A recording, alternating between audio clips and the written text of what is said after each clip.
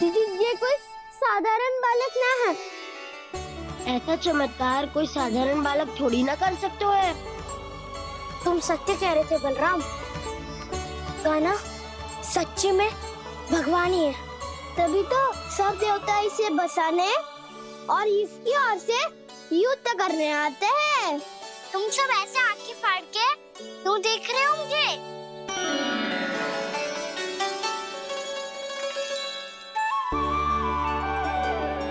बलराम तुम बलवान हो और कान्हा भगवान है। दूर दूर तक कोई दिखाई ना दे रहा है। ना जाने किस हाल में होंगे बालक। कहीं हम ही तो मार्ग ना भटक गए शीघ्रता के चक्कर में। अब तो एक पग भी ना चलो जा रहे हो। जल, किसी के पास जल है क्या? कंठ तो मेरा भी सूख रहा है मौसी। भाभी निकट ही जमुना जी है, कहूँ तो वहाँ से जल ले आओ। मैं भी जा रही हूँ भाभी, एक से भले दो। हाँ चल, शीघ्रता से आओ। हाँ।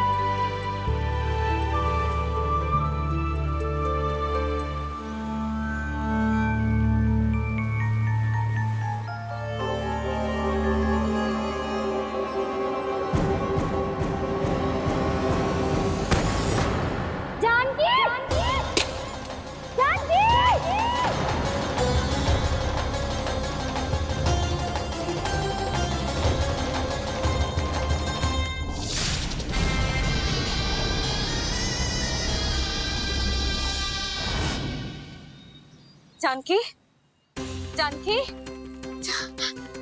क्या होगा इसे?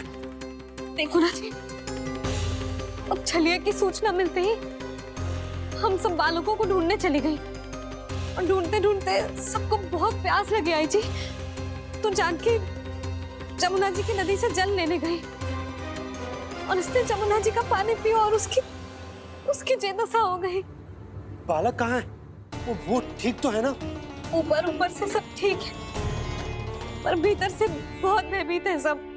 जानकी तो बिल्कुल नीली पड़ गई है। लग तो है विष फैल गया है इसको पूरे तन में। मथुरा के सर्वश्रेष्ठ विदेह जी को बुलाए गए हैं उसके उपचार के लिए। जैसे ही इसने जल को मुंह से लगाया, जे गिर पड़ी। चटपटाने का अवसर भी ना मिलो। हाँ वैद्य जी, और निकटी मृत पशु भी पड़े हुए थे। हाँ, मैंने भी अस्थियां देखी थी।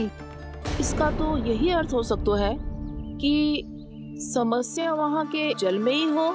वैद्य जी, आप रोगी की नाड़ी पे ध्यान दो ना। जे गोपिया क्या कह रही है उसे सुनने की आवश्यकता ना है। जब तक विष के कारण का पता नहीं चल जाता, हम उपचार कैसे कर सकते हैं रानी जी? जी, वो निकट ही यमुना जी में एक विशेष क्षेत्र है। ये सब उसी के जल की बात कर रहे हैं। तब तो ऐसा भी हो सकता है कि किसी विषैले सर्प के काटने का प्रभाव हो। पर सर्प के काटने का चिन्ह ना है उसके तन पे। सर्प जब काटता है तब उसके दांत के चिन्ह बन जाते हैं। मुझे पता है, बड़े बड़े सर्प को काटते हुए देखो है मैंने। एक दिन अब बस कर उज्जवल, ये बड़ी बड़ी हाँकने का समय ना है। पर यदि सर्प ने ना काटा है, फिर जानकी की ये दशा किसने की? अवश्य किसी राक्षस ने की होगी। नाना, कोई विषैला पशु भी तो हो सकता है। यह अवश्य किसी माँ विषैले सर्प के विष से हुआ है। सर्प ने भले ना काटा हो, लेकिन यह अवश्य ही किसी महाविषैले सर्प के विष के कारण हुआ है। कालिया नाग। कालिया नाग?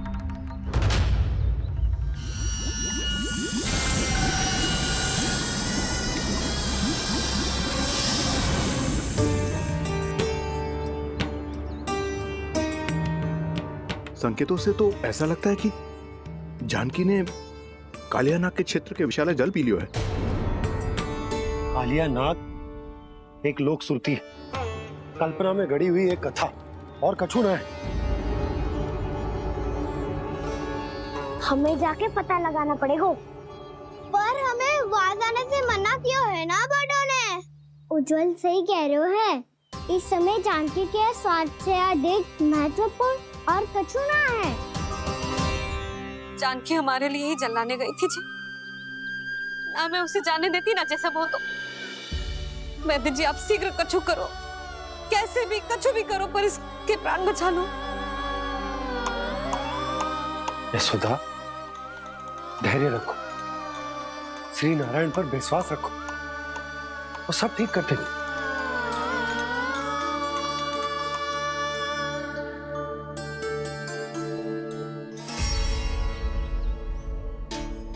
विष की काट की मेरे पास जितनी जड़ी बूटी थी मैंने सब अर्क बना के पिला दी, पर इसकी दशा में अभी तक कोई सुधार नहीं दिख रहा है।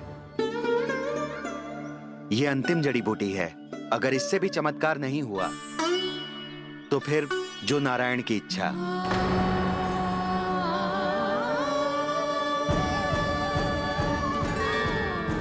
पर कोई तो उपाय होगा जानकी को बचाने का। कान्हा, यदि तुझे किसी औषधि के बारे में पता है हमें बता दे, हम जाके ले आएंगे।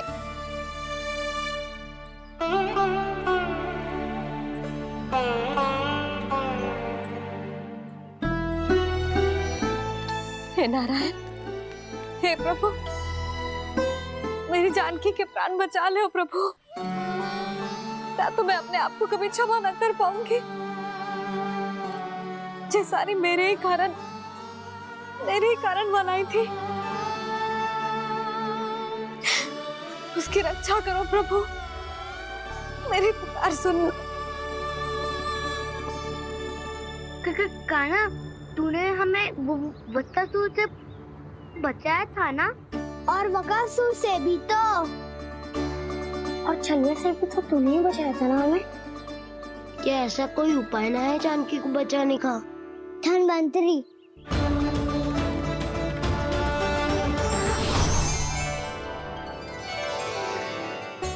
मैं आ गया हूँ प्रभु, चिंता मत कीजिए,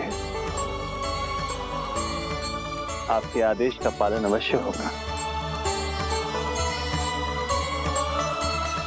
यशोदा मैया,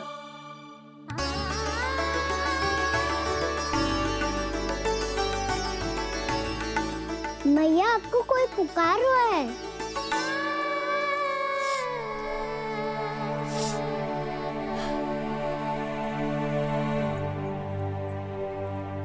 चिंता मत करो मैया, अब धन्वंतरी जी आ गए हैं, वो सब संभाल लेंगे। धन्वंतरी जी कौन है? जिन्होंने संसार का आयुर्वेद दिया, आरोग्य के देवता, वे श्री नारायण के अवतार।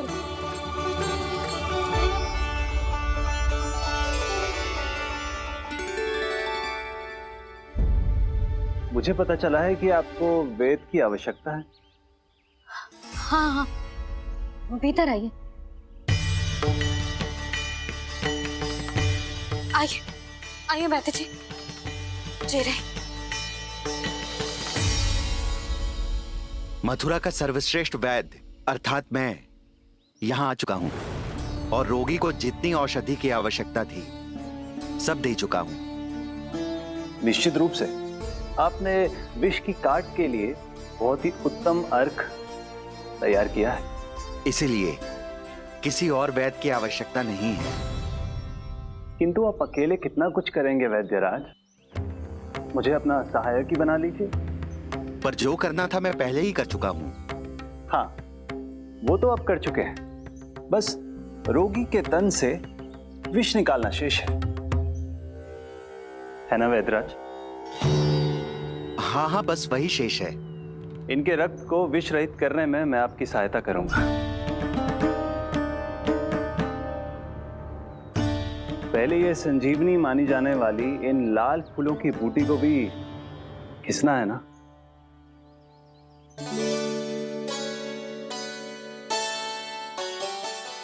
हाँ हाँ, तुम सही कह रहे हो, इसे अच्छे से घिसो।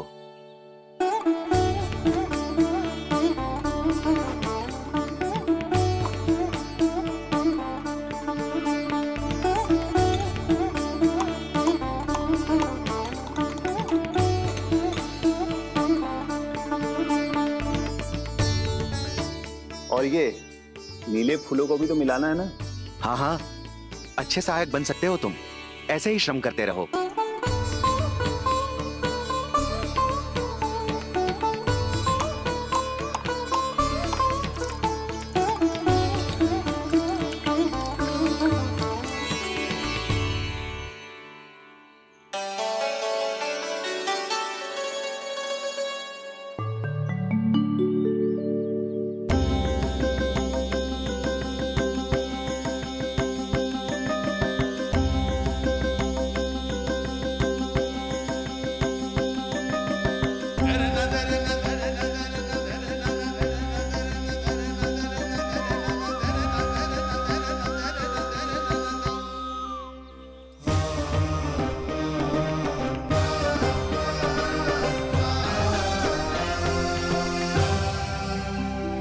जानकी स्वस्थ हो जाएगी ना धन्वंतरी जी? धन्वंतरी? प्रभु, अब मैं क्या करूं? आपने तो स्वयं ही मेरी पहचान उजागर कर दी। जी क्या करो कान्हा? आप सब ऐसे क्यों देख रहे हो? मैया कहती है ना, सभी वेद धन्वंतरी जी का ही रूप होते हैं। वाह कृष्णा, चतुर तो हो तुम। वैसे वास्तविक धन्वंतरी मैं हूँ, मेरा अर्थ है वास्तविक वैद्य मैं हूँ। ये तो मेरा सहायक है, मुझे पूरा विश्वास है बिल्कुल ठीक हो जाएगी। वैसे ही थोड़े ना मुझे मथुरा का सर्वश्रेष्ठ वैद्य कहते हैं लोग।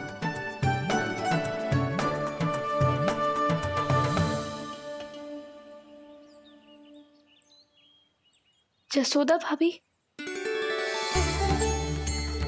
जसोदा जी, जानकी को चेतना आ गई।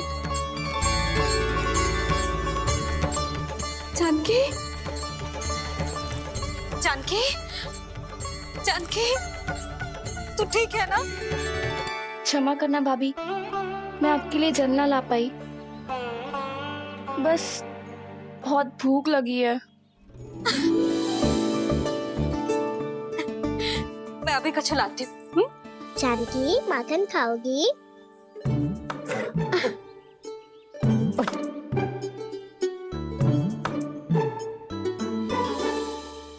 आजा, तू ही खिला दे लल्ला।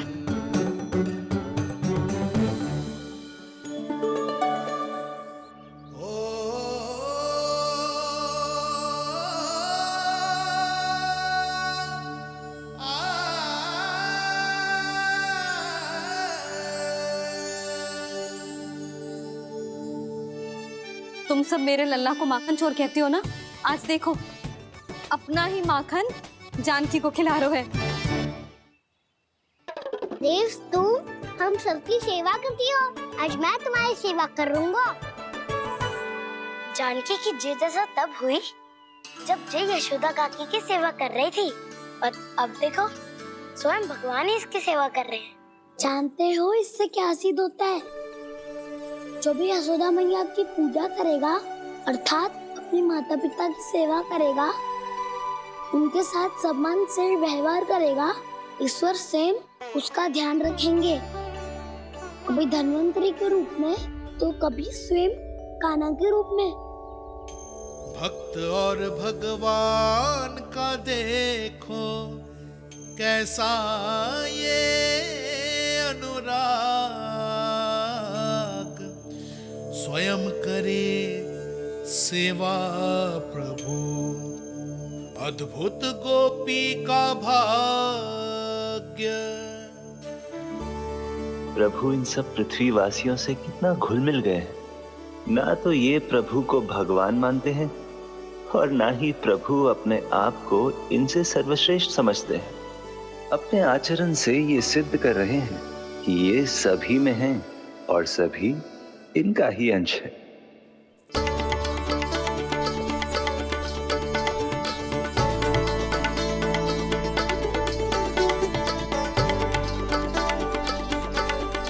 प्रभु, अब मुझे जाने की आज्ञा दीजिए।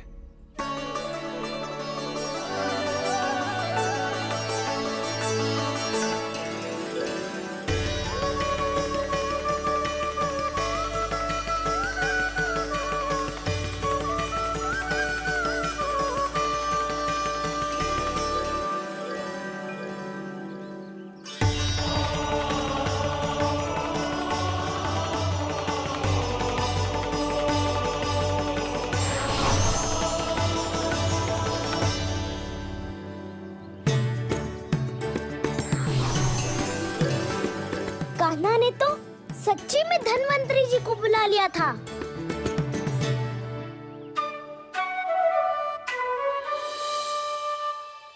जब से कान्हा का जन्म हुआ है ना, मैं तब से देख रही हूँ, तब से हम पे कोई भी संकट आती है ना, तो अचानक से कोई अपरिचित हमारी सहायता करने आ जाता है। और जाते समय कान्हा की आज्ञा लेके जाते है, और कभी कभी तो इसे प्रभु बोल के जाते है। बाबा संभालो।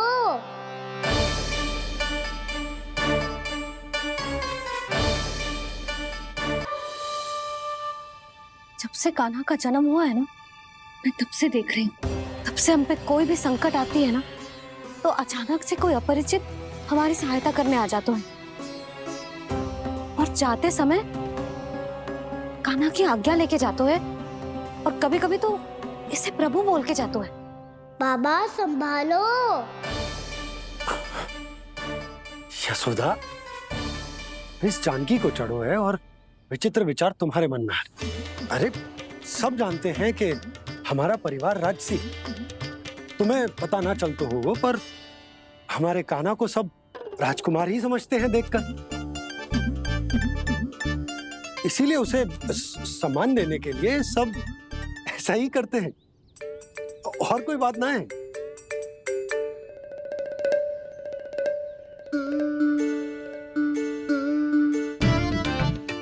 अब जे मेरे लल्ला को ऐसे क्यों घूर रहे हैं? बुरी दृष्टि लगाएंगे क्या? वैद्यराज जी,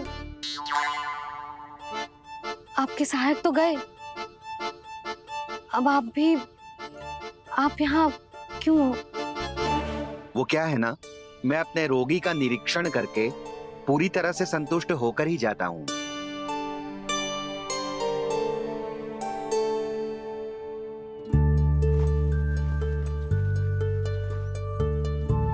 हाँ, संकेत तो अच्छे हैं, कल सुबह तक बिल्कुल ठीक हो जाएगी। धन्यवाद वैद्य जी।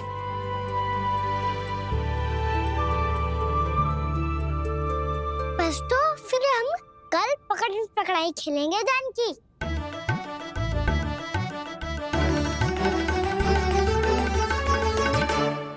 भानु, बंसी, जाकर उस क्षेत्र के चारों ओर बाड़ बनवा दो और वहां सूचना पट्ट भी लगा देना, ताकि जानकी के साथ जो हुआ है वो किसी और के साथ ना हो।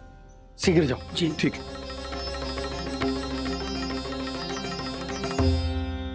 बाड़ और सूचना पट लगवाने से समस्या का समाधान नहीं होगा बाबा। निर्दोष पशु सूचना पट देखकर भी कुछ समझ नहीं पाएंगे।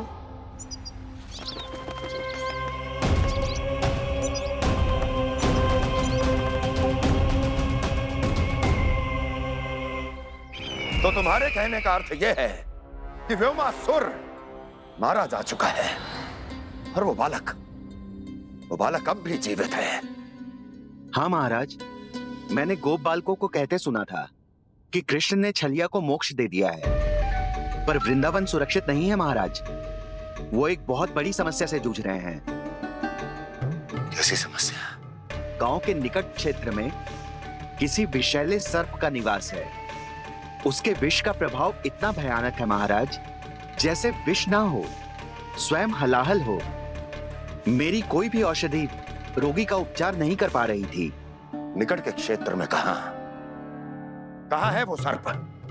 गोप मानते हैं कि वो सर्प गांव के निकट यमुना नदी के जल में रहता है। मुझे तो लगता है महाराज, ये कालिया नाग की कथा कोई किंवदंती या लोक श्रुति नहीं, एक सच्चाई है, एक विशैली सच्चाई।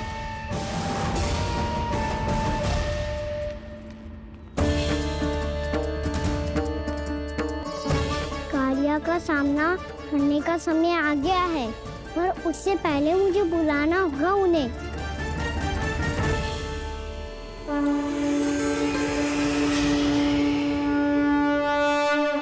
संसार के दारुण भय का नाश करने वाले, सभी कष्टों का हरण करने वाले, विश्व का समस्त ऐश्वर्य प्रदान करने वाले, कमल जैसे लोचन, मुख और चरणों वाले आजानुभुज श्री राम को मैं बार बार नमस्कार करता हूँ। आपदामपहर्तारं दातारं सर्व संपदाम लोकाभिरामं श्री रामम भूयो भूयो नमाम्यहम्। कागभूषोंडी, कागभूषोंडी, कागभूषोंडी। प्रभु क्षमा करें, मुझे जाना होगा।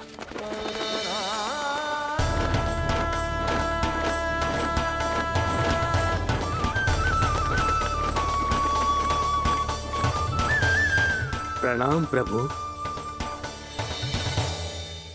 अनेक बार मैं आपके दर्शनों के लिए आया प्रभु। कभी नंद भवन के झरोखों से आपके दर्शन करके चला जाता था, तो कभी दूर किसी वृक्ष की आड़ से आपको निहार लिया करता था।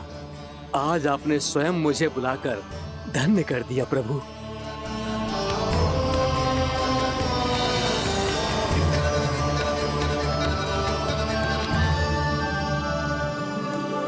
मैंने आपको यहाँ एक विशेष कारण से बुलाया है। आपके श्राप से इस कालिया नाग को मुक्त करने का समय आ गया है। ये तो बहुत ही उत्तम समाचार है प्रभु। इतने वर्ष बीत गए, मुझे आज भी स्मरण है वो दिन जब मैंने उन्हें श्राप दिया था। अपने क्रोध पर नियंत्रण खोकर बहुत बड़ी भूल कर दी थी मैंने प्रभु। बीती हुई घटनाओं पर दुखी होके कोई लाभ नहीं है। हमें भविष्य की ओर देखना होगा।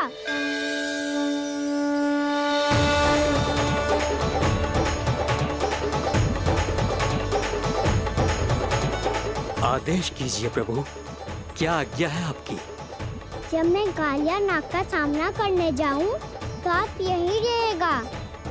आपको अपने आप पता चल जाएगा कि कब क्या करना है। और हाँ, लौटते जाते समय नारद मुनि से कहिएगा, वो आकर मुझसे भेंट करे। अवश्य प्रभु, प्रणाम। क्या इसने सच्ची में देवर्षि नारद को बुलाया है? नारायण नारायण, आपको संदेश भेजने की आवश्यकता नहीं थी। आप स्मरण करते और मैं चला आता। तुम्हारा कल्याण हो नारद।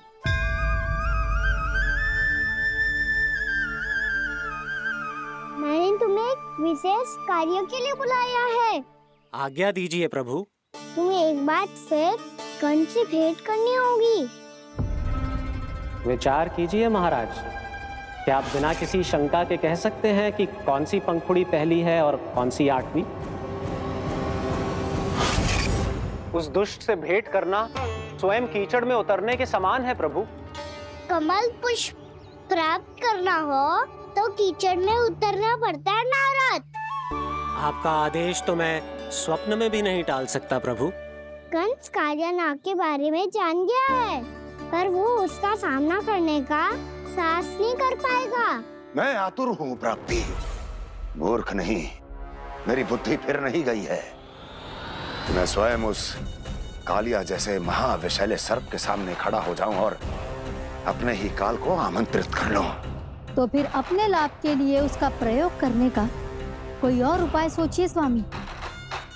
कुछ ऐसा कीजिए कि यमुना नदी का पूरा जल विशैला हो जाए और वृंदावन वासी उसका उपयोग करे, और आपका काल कहलाने वाला वो बालक स्वयं काल के गाल में चला जाए। उत्तम उत्तम सुझाव है प्राप्ति। अब मुझे उस कालिया तक पहुंचने का मार्ग ढूंढना होगा, उसको विवश करने का कोई उपाय ढूंढना होगा, क्योंकि व्यक्तिगत रूप से उससे भेंट करना असंभव है, असंभव। आप सही कह रहे हैं प्रभु। कंस में उतना सामर्थ्य नहीं कि वो कालिया नाग का सामना स्वयं कर सके। वैसे तो कालिया गरुड़ देव का भी सम्मान नहीं करता, तो फिर वो कंस का सम्मान क्यों करेगा भला? नहीं करेगा, पर कंस तुम्हारा सम्मान अवश्य करेगा। नारद तुम्हारी बातें भी सुनेगा और मानेगा भी। ये मेरी योजना का बहुत ही महत्वपूर्ण भाग है। तुम कंस के पास जाओ और कहो कि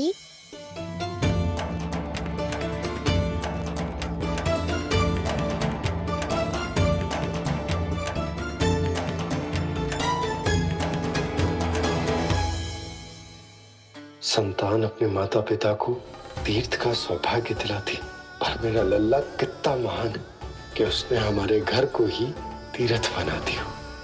ऐसा तीर्थ जहां मेरी आंखों के सामने भक्त और भगवान का मिलन हो रहा है। जो आज्ञा प्रभु।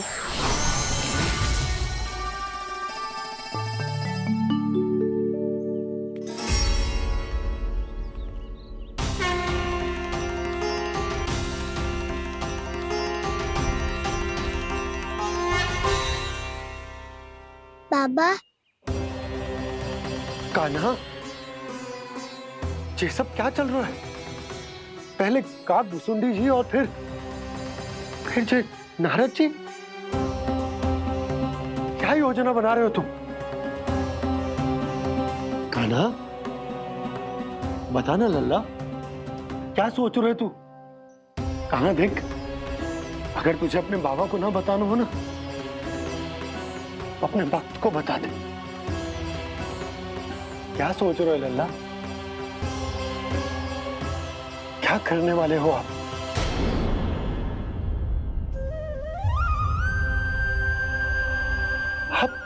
आप इतने दुखी क्यों हो? कान्हा,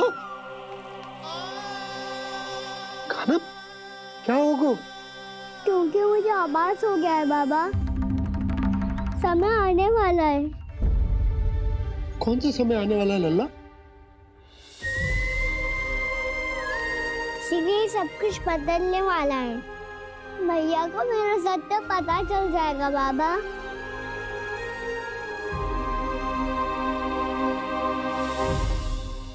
पर लल्ला, इसका काग भुसुंडी और कालिया नाग से क्या संबंध है? ऐसा क्या हुआ था और क्या होने वाला है?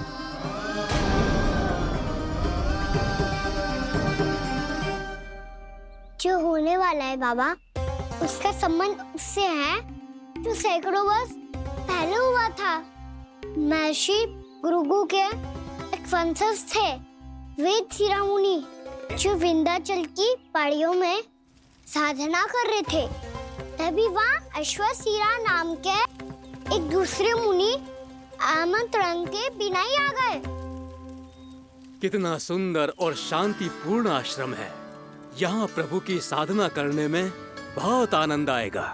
शीघ्र ही अश्वशिरा मुनि उपस्थिति के कारण होने वाले व्यवधान से बाध्य होकर वेद शिरा मुनि ने अपनी आंखें खोली।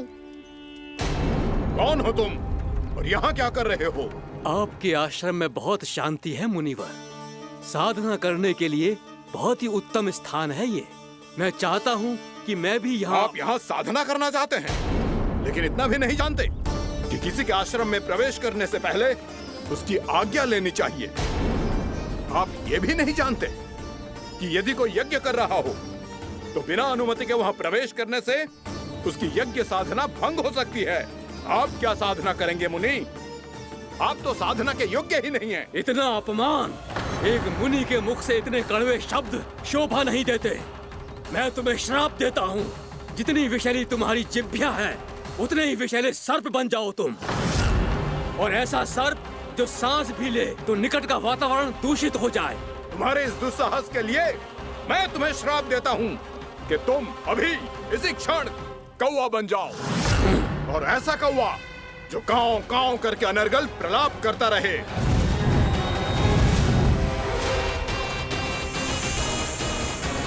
ये मैंने क्या किया? ये मैंने क्या किया? क्रोध के कारण दोनों ने एक दूसरे को श्राप दे दिया। पर दोनों ही मेरे भक्त थे, और भगवान होकर मैं अपने भक्तों को इतनी कठिनाई में कैसे देख सकता था। इसीलिए जिस संकट में उन दोनों ने अपने आप को फंसा लिया था, उसका समाधान करने में मैं उनके पास गया। देखिए ना प्रभु, ये क्या हो गया हमसे।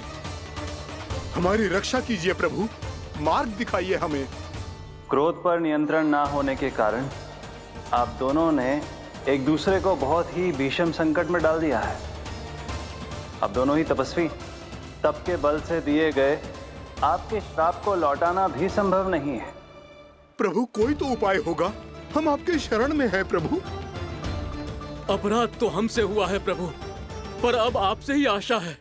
कुछ ऐसा कीजिए भक्त वत्सल, जिससे हम दोनों के श्राप का प्रभाव कुछ कम हो जाए। आप दोनों ही मेरे भक्त हैं, इसलिए आपकी पीड़ा का निवारण करने का एक उपाय है मेरे पास। वेद शिरोमणि, जब आप कालिया नाग बनेंगे तो आपको मेरे चरणों को अपने शीश पर धारण करने का सौभाग्य मिलेगा। और अश्र शिरोमणि, आप काग योनि होने के बाद भी आप श्रेष्ठतम ज्ञान और सर्वाधिक यौगिक सिद्धियों के स्वामी होंगे और प्रवचन दिया करेंगे। इसके बाद अश्वशिरा मुनि काकभूषुंडी बन गए, जिन्होंने आगे चलकर स्वयं गरुड़ देव को रामायण सुनाई। और मुनि वेदशिरा, महर्षि कश्यप और देवी कैत्रियों के पुत्र कालिया नाग बनकर जल में, और अब वही कालिया नाग जमराज में, जिनके कारण जानकी के प्राण लगभग चले ही गए थे। अब कालिया नाग को उचित स्थान पर भेजने का समय आ गया है बाबा। पर ये तो अच्छी बात है कान्हा, वेदशिरा मुनि को दिया हुआ तुम्हारा वचन भी पूरा हो जाएगा, जमुना जी की शुद्धि भी हो जाएगी। इस सब के बाद भी तुम दुखी क्यों हो? क्योंकि इसके बाद मैया के सामने मेरा रहस्य खुल जाएगा बाबा। उन्हें पता चल जाएगा कि उनका बालक कोई साधारण बालक ना है। भविष्य में जो होने वाला है उसे सबके सामने घटने से रोकना मेरे लिए भी संभव ना होगा। मैया को सब पता चल जाएगा। क्या पता चल जाएगा रे मुझे?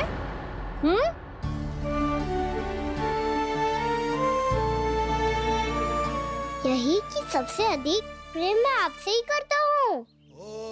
अब बस भी कर, चलो भोजन के लिए बुलाने आई थी तुम दोनों को। भूखा थोड़े ना रहने दूंगी अपने लल्ला को, मेरा लल्ला दुर्बल हो जाएगा ना। आप खिलाओगे तो ही खाऊंगा। हाँ ठीक है, मैं ही खिलाऊंगी। अब चल, आओ जी, चल।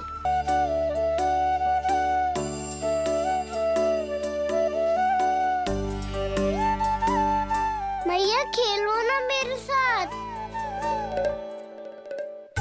मैया सुनो ना, मेरी बात ना मानोगी? अभी बहुत कार्य पड़े लल्ला, देख जानकी को औषधि भी देने जानो है ना। औषधि मैं दे दूंगा, फिर तो खेलोगी ना आप मेरे साथ? पिछले कुछ दिनों से अपनी मैया का अधिक से अधिक प्रेम पाने का प्रयास करो है कान्हा। इसका तो एक ही अर्थ हो सकता है कि कछु बहुत बड़ो होने वालो है। कान्हा रुक जा लल्ला। कान्हा क्यों तंग कर रहा है? मैया को पहन लेना। कान्हा, कान्हा, ये क्या करो तूने?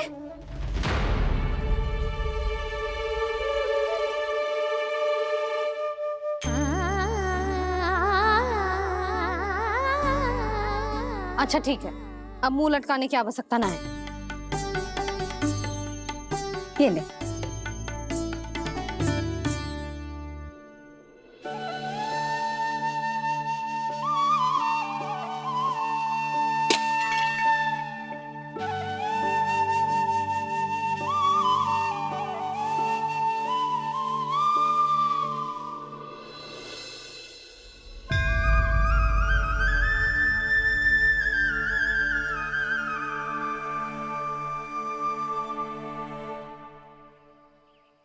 तंग करे मैया को खिजाए, खेले रूठे मनाए,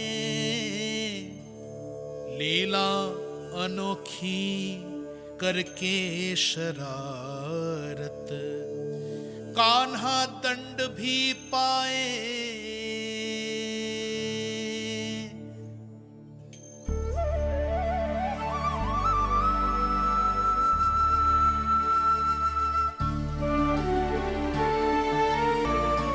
रूठना मनाना, खेलना खिलाना, पहले शरारत करके क्रोध दिलाना और फिर क्षमा मांग लेना, ये सब जानबूझकर कर रहे है कान्हा। जैसे जीवन भर के लिए अपनी मैया की ममता को अपने हृदय में समेट कर रखना चाहते हो।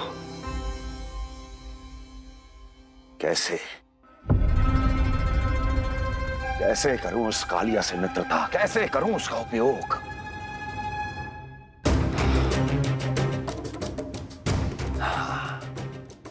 उस पर आक्रमण कर देता हूं और उसे किसी ना किसी तरह से यह विश्वास दिला देता हूं कि यह आक्रमण उस विष्णु अवतार ने किया है। फिर वो क्रोध में आकर सारे वृंदावन वासियों को अपने विष से समाप्त कर देगा। उचित है, ये उचित है। नारायण हरि, नारायण हरि।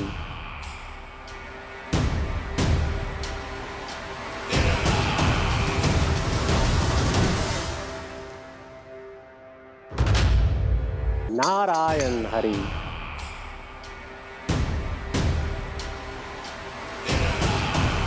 प्रणाम देवर्षि। किस योजना में कितना लाभ है और कितनी हानि, यह आंकलन करते करते थक गए होंगे मथुरा नरेश। देवर्षि, आज मेरा ध्यान कैसे आ गया आपको? आप तो सदैव ही मेरे ध्यान में रहते हैं महाराज कंस। सत्य तो यह है कि मथुरा में जो भी हो रहा है मुझसे छिपा हुआ नहीं है। मैं जानता हूं कि आप किसी भी असुर को वृंदावन क्यों ना भेजें, और वो असुर कितना भी शक्तिशाली क्यों ना हो, कृष्ण का सामना नहीं कर पाता। या तो पराजय स्वीकार करके आपके पास लौट आता है, या तो फिर वीर गति को प्राप्त हो जाता है।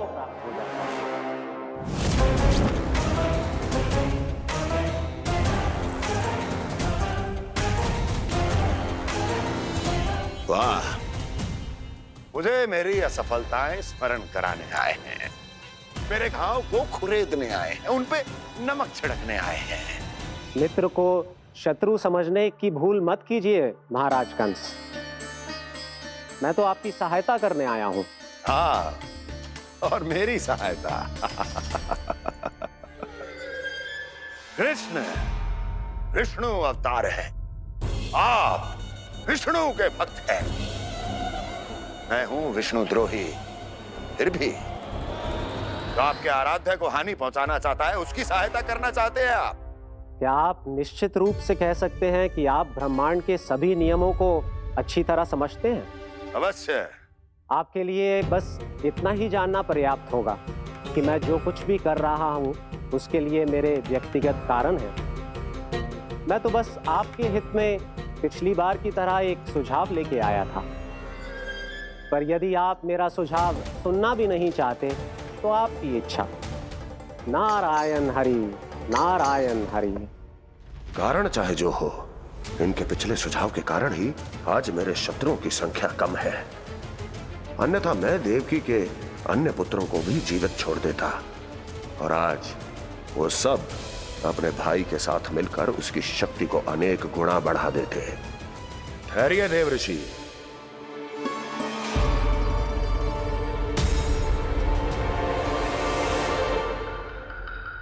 बताइए, क्या सुझाव है आपके पास? मेरे सुझाव का नाम है कालिया नाग।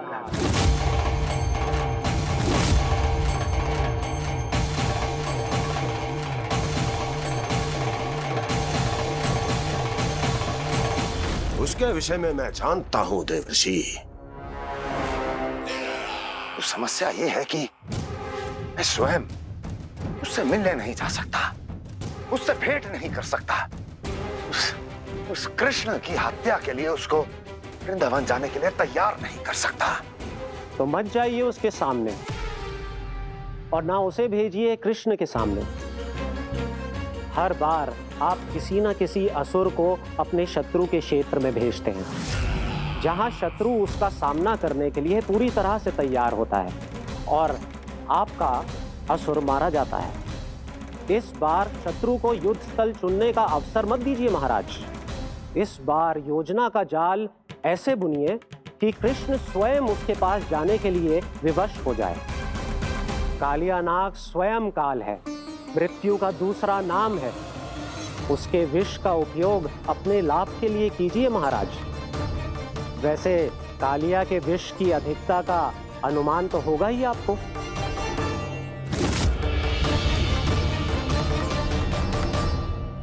एक बार जो उसके क्षेत्र में पहुंच गया, फिर उसके विष से बचना असंभव है। उचित सुझाव है देवर्षि, उचित सुझाव है। देवर्षि, उस छलिया विष्णु की भक्ति करते करते आप भी उसके रंग ढंग सीख गए हैं। उचित है। उचित है।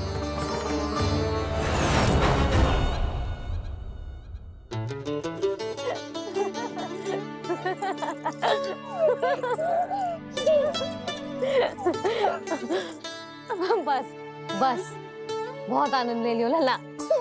बस अब दूध पी ले। ठहर ठहर, गर्म है।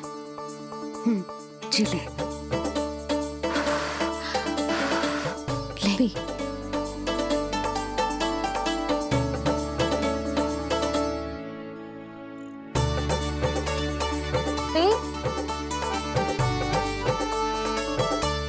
मैं ना होती तो ना जाने क्या हो तो तेरा। अपने आप दूध भी ना पी सकते है, भावला कहीं का। आपकी इस प्रेम के लिए तो मैं धरती पे आया हूँ मैया। मैं भी यही सोच रहा हूँ यशोदा कि तुम ना होती तो मेरा क्या होता। इसी बात पे थोड़ा दूध और कजू खाने को दे दो। अरे मैं तो भूल ही गई। तनिक ठहर जाओ जी, दूध पी लेना तो आपके लिए भी कछु ले आती हूँ।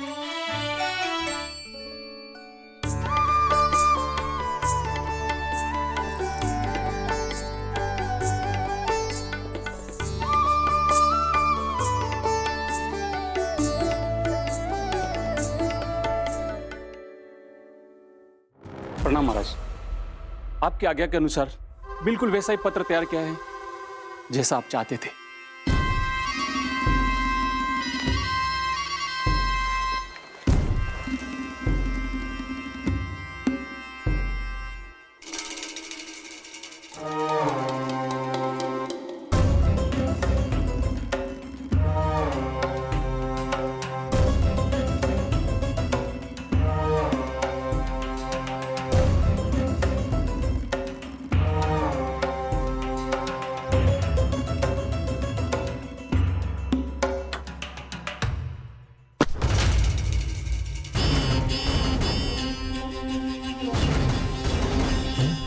कृष्ण जन्म से लेकर आज तक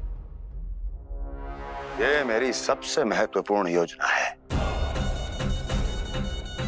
इसका सफल होना निश्चित है दूत, किंतु केवल वही करना जैसा मैंने कहा है। जाओ।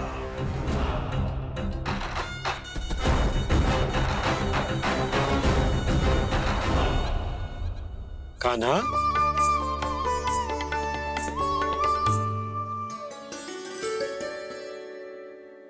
क्या होगा?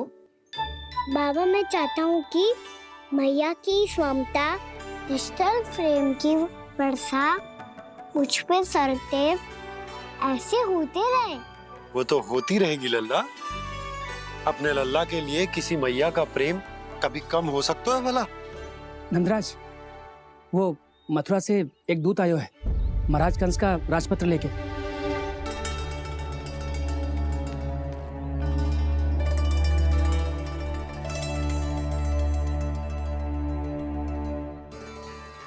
कान्हा अब क्या करने वाला है?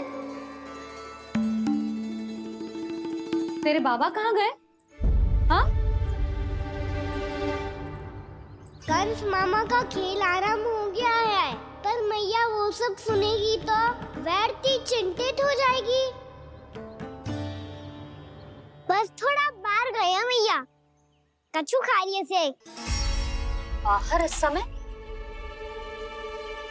मैया क्या होगा?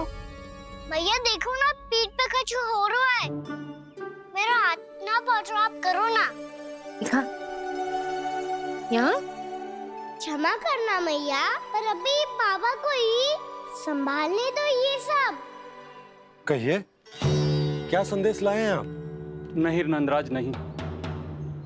महाराज कंस का आदेश है कि ये संदेश सभी गांव वालों के साथ ही पढ़ा जाए। ठीक है, मैं गांव वालों के सामने पढ़ दूंगा, पर मुझे तो दीजिए पढ़ने के लिए। महाराज की आज्ञा का पालन करना आपके लिए भी आवश्यक है नंदराज। सभी गांव वासियों की सभा बुलाइए। बंसी, सभी गांव वालों की सभा बुलाओ। राजपत्र में ऐसा क्या संदेश भेजो है कंस ने? अब मेरे पत्र को पढ़कर सब भौचक के रह जाएंगे। और वो कृष्ण, उस कृष्ण के पांव के नीचे से तो भूमि खिसक जाएगी, आकाश फट पड़ेगा, बिजलियां गिर जाएंगी। प्राप्ति, ओ प्राप्ति, कंस का पत्र। स्वयं को बहुत अधिक शक्तिशाली समझता है ना वो। अब देखता हूं कैसे वो इस महासंकट का सामना करता है। वो कृष्ण, वो अपनी मृत्यु स्वयं चुनेगा या मृत्यु की वेदी पर चढ़ा देगा प्रिय वृंदावन वासियों को।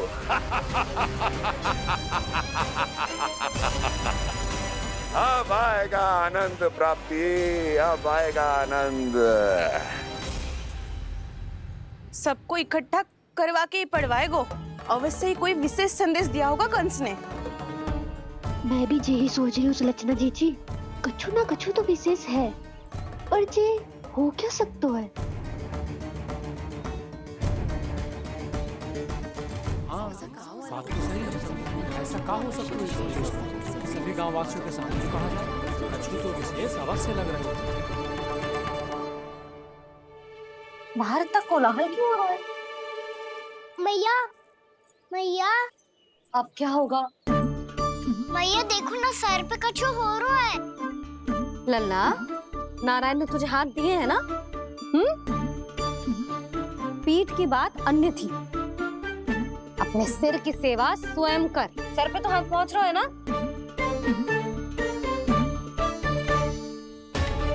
मैया सुनो ना, मैया देखो ना, तीव्र कर कछु हो रहा है। मैया देखो ना, तीव्र कछु हो रहा है।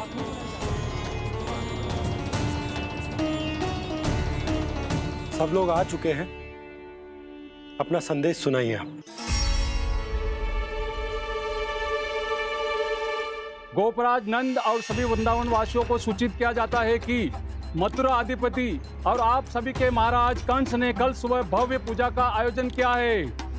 इसके लिए राज्य को वृंदावन के क्षेत्र के निकट यमुना नदी के मध्य में खिलने वाले 1 कोटि कमल के पुष्पों की आवश्यकता है।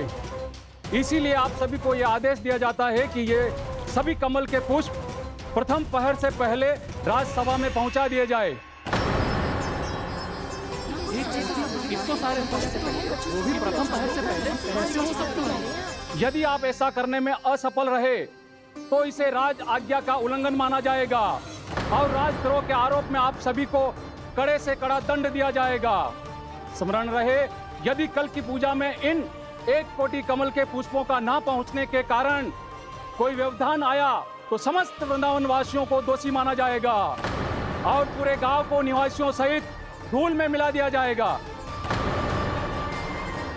कल प्रथम पहर तक का ही समय है आप सबके पास।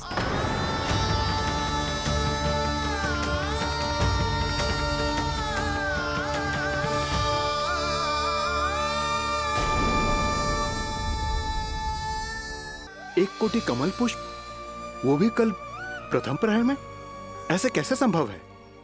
और कोई साधारण पुष्प ना, यमुना नदी के मध्य खिलने वाले विशेष कमल के फूल चाहिए उन्हें। लेकिन यमुना नदी में तो कालिया नाग ने विष घोल के रखा है, तो फिर कैसे हो पाएगा? यह संभव है। हमारी मृत्यु का संदेश भेजा राजा कंस ने। सदैव की भांति इस समस्या पर भी गांव के बड़े ही विचार करेंगे। बालकों का यहाँ होना उचित ना है।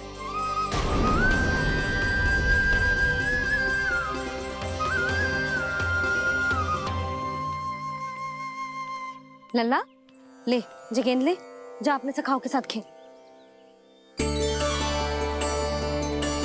सुबह उज्जवल, मधुमंगल वसंता, देखो मैया ने क्या दिया है। चलो खेले, बहुत आनंद आएगा आज।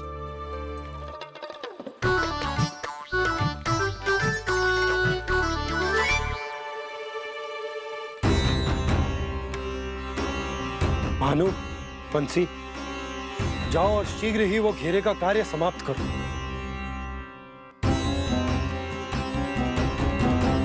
पर कछु ना कछु तो करना पड़ेगा ना। पर हम कर ही क्या सकते हैं? पुष्प लाने को और कोई उपाय है भी तो ना। मैं चला जाऊंगा जमुना जी में। वैसे भी मेरे जीवन के कितने दिन शेष बचे हैं। गांव के लिए, समाज के लिए कुछ करके मरूं, तभी तो शांति मिलेगी। ना काका, यदि आप उस विषैले जल में छलांग लगा भी दोगे, किंतु 1 कोटि कमल पुष्प एकत्रित कर पाना आपके लिए संभव ना है। इससे अच्छा है कि मैं चला जाऊं। यदि मैं मर भी गया तो मेरे पीछे रोने वाला कोई ना है। किसी को कहीं जाने की आवश्यकता ना है। गोप नरेश होने के नाते ये मेरा कर्तव्य है कि मैं आप सबकी रक्षा करूं। नंदराज, आपको जाना है तो जाओ। हरिया, काका, भैया सब चले जाओ। लेकिन आपको पता है वहाँ का जल कितना विषैला है। आप लोग एक क्षण भी जीवित नहीं रह पाओगे। फिर कैसे इकट्ठा करेंगे 1 कोटि कमल पुष्प? आप बात तो सही कह रही हैं शांति। उस दुष्ट कंस ने ऐसी मांग रख के हम सबको फंसा दिया। हम में से कोई भी क्यों ना चला जाए और इस संकट का समाधान ना निकले को। कोई भी तीव्र गति से ना फेंकेगा इनको। भैया ने फ्रेम बनाई है मेरे लिए। सब तैयार हो?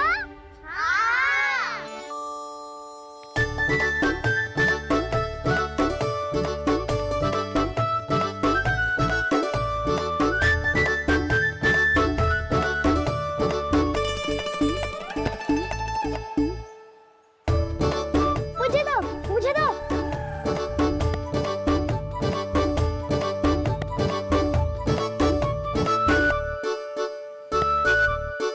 मुझे दो, मुझे दो।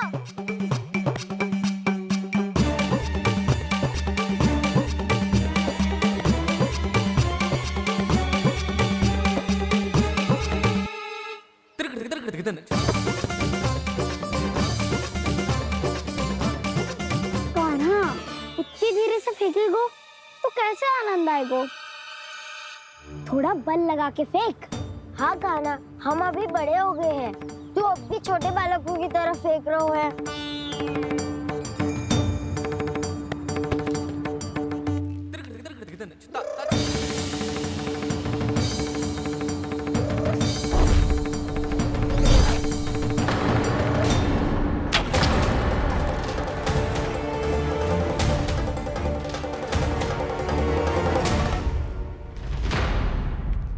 दीदी जी क्या करो कान्हा? गेंद तो डूब गई।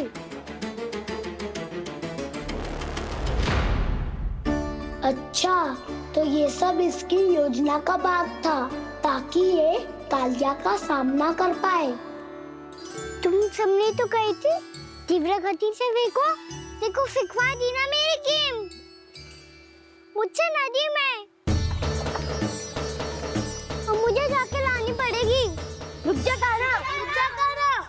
जे क्या बोल रहे हो कान्हा? इसमें तो बहुत संकट है।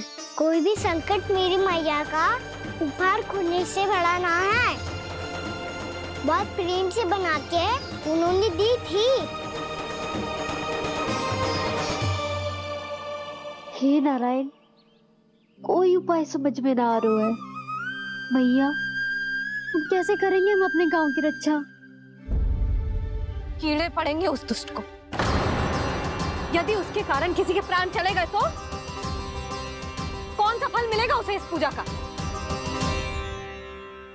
तुम सही कह रही हो यशोदा। हमारे पास कोई और दूसरा विकल्प भी तो ना है। यदि हमने मथुरा की राज आज्ञा का पालन ना किया तो इसका दुष्परिणाम पूरे गांव को भुगतना पड़ेगा।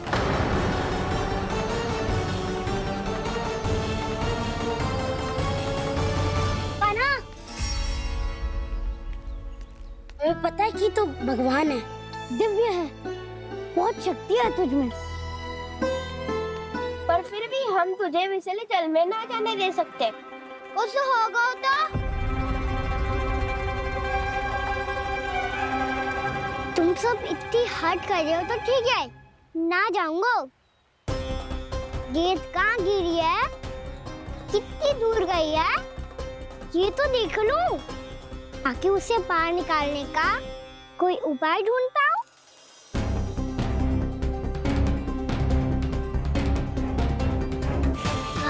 हाँ।